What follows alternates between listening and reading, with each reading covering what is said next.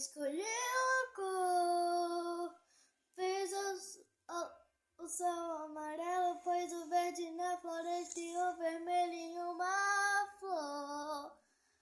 Quem pintou o mundo? Quem escolheu os tons? Fez a lua escura, desenhou a clara lua, misturando o que é bom.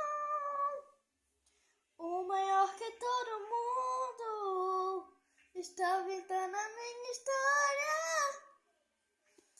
E ela não tinha cor. A cruz foi o pincel do autor. O maior que todo mundo está pintando a história. E ela não tinha cor. Cruz foi o pincel do autor. Assinatura.